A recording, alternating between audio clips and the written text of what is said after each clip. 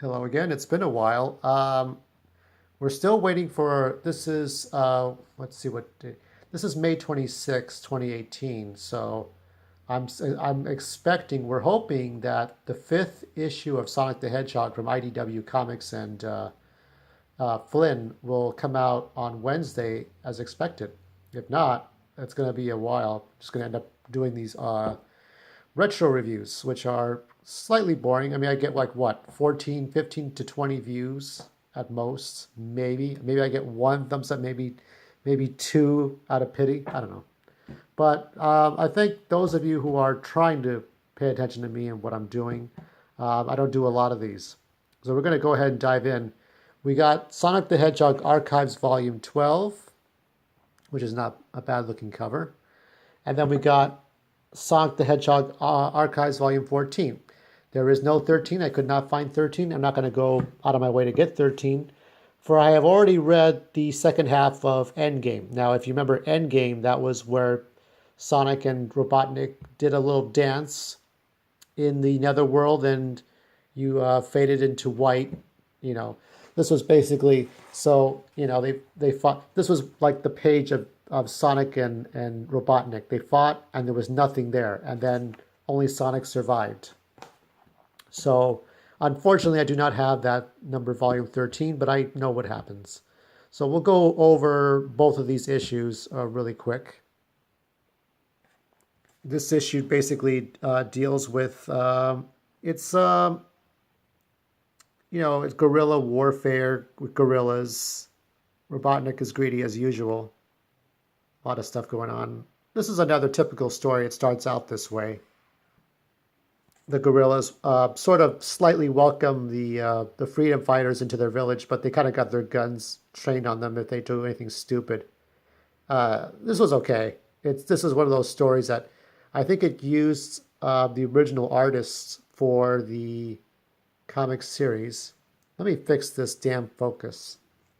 Okay, so sorry about the focus. So there's this is the beginning. This book is collecting Sonic the Hedgehog issues 45 through 48. And we have a little more of Sonic trying to help out the village, just like in the current comic books. Here's a nice scene of Rotor just points out, Jesus, look at this thing. Robotnik is a greedy bastard. He always was, and he always will be. He represents pollution, anti-civility, disorder. You never really know what he wants. What does Robotnik want? Does he just want to get rid of animals? Does he just want to build future cities and just be a pig? I don't know. It's sort of like you never really care. It never really matters. And then you got over here on this side, you have Snively being Snively, and you've got his henchman. It's always been, with Sonic, it's always been a parody of Star Wars and superheroes. It's sort of like this is what you care about after all that stuff. After you care about the Marvel comics and DC comics and Star Wars, this is all about Sonic and the animals. The humans have little time in this. Here's another backstory. I think this is the side story with Knuckles discovering some inner truth or whatever, the gobbledygook of things. He has his friends Ray the Armadillo and SPO and what is his name? There's Charmy the Bee, and then there's Vector.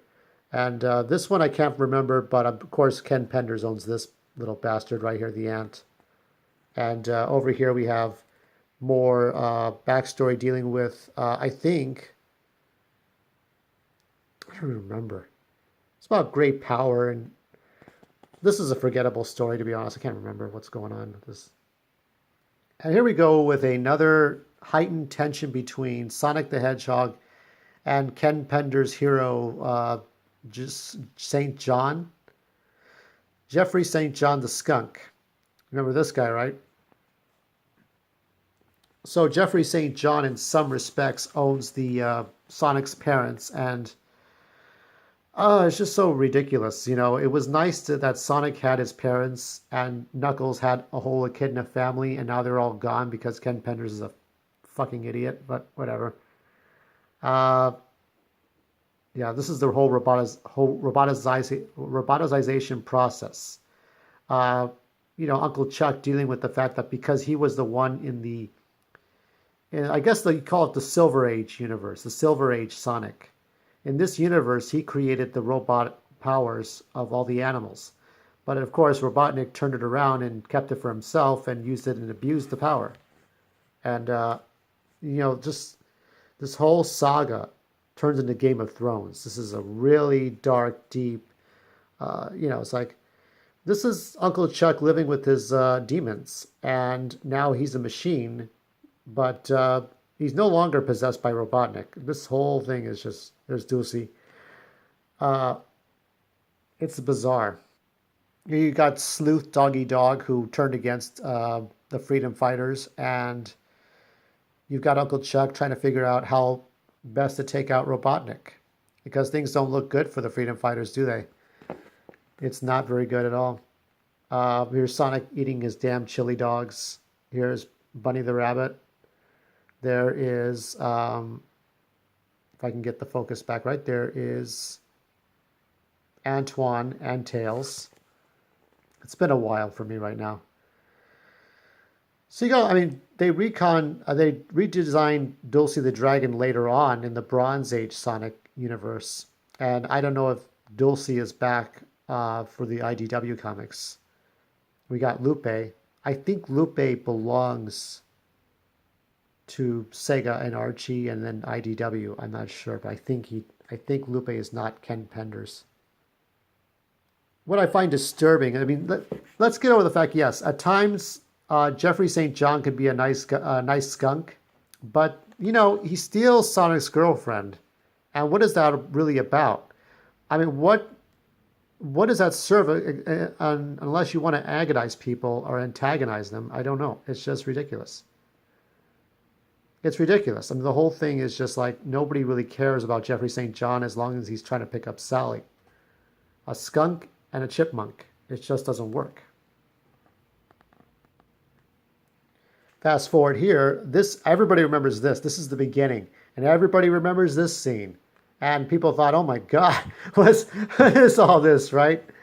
So this was the introduction. This was this big, giant. We went from a funny comic strip, Sunday Funnies comic strip Sonic, and in about 50 issues, we go from that to this very serious, dramatic piece that is like a movie, right?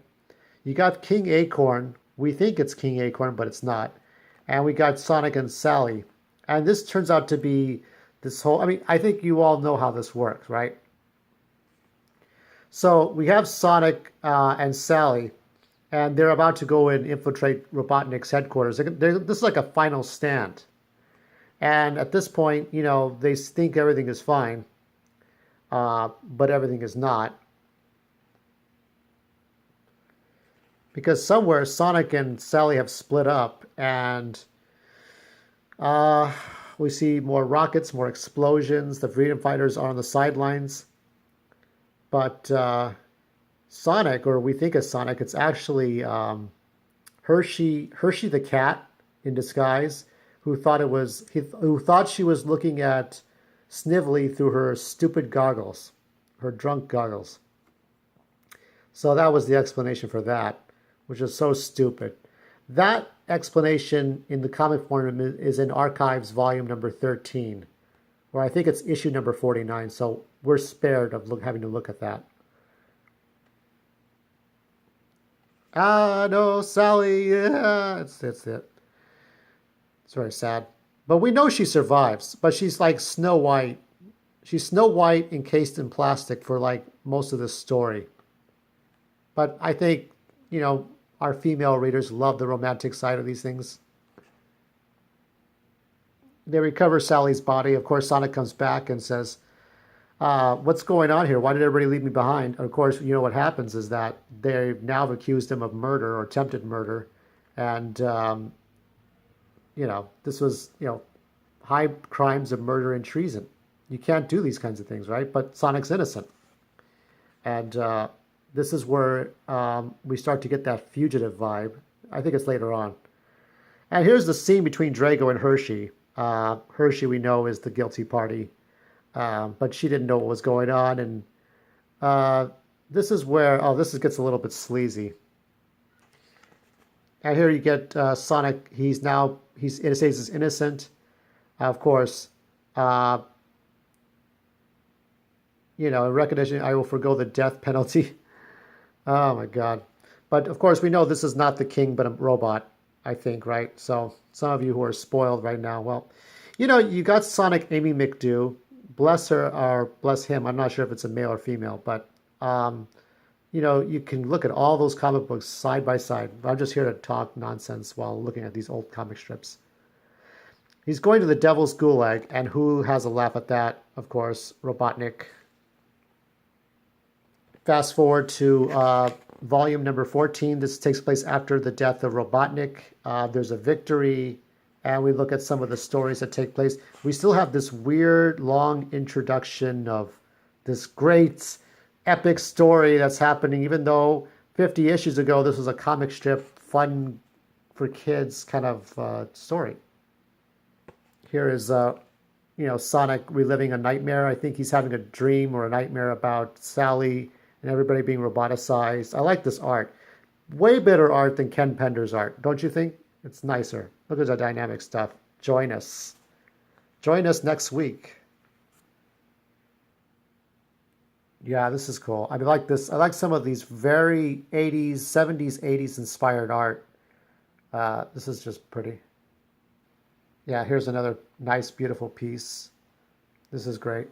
And here we have a great cover. Almost looks like Mickey Mouse or Felix the Cat for a moment there. If you can't tell, you can't quite see that.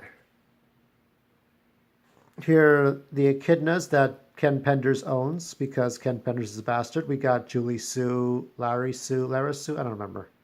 But we got some of the good guys and bad guys, all animals. Here's some more dynamic art. This is from Sonic the Hedgehog number 54. This is not bad. I like Knothole Village. I think somewhere Sonic got knighted. And then he lost his knight rights, then he regained it, then he lost it, then he gained it. Very different from the beginnings of Sonic.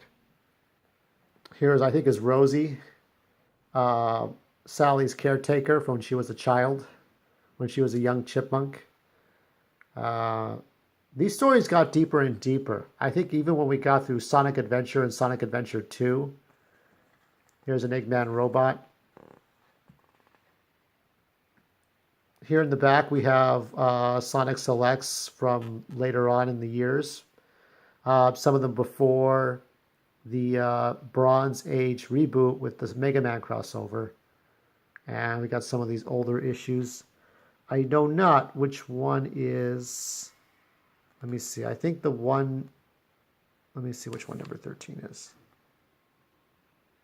Yeah. This one here is 13. This is where Sonic and Eggman is fighting with each other to the death. So that's it. That's these two issues here. Sonic 14 and 12. I'm going to give both of these, each one about an 8 out of 10. Very,